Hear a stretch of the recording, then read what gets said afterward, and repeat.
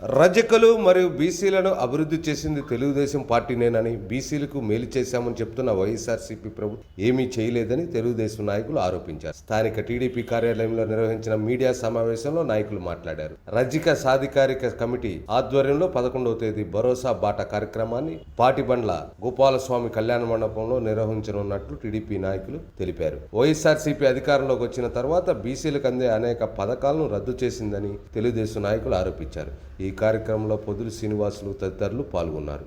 11/2 ఆదివారం ఒంగోలు పాత గుంటూరు రోడ్డు నందు పాడిబల్ల గోపాలస్వామి కళ్యాణ మండపంలో ఉదయం 10 గంటలకు ప్రకాశం జిల్లా రజక సాధికారత కమిటీ ఆత్మీయ సభ జరుగుతున్నది.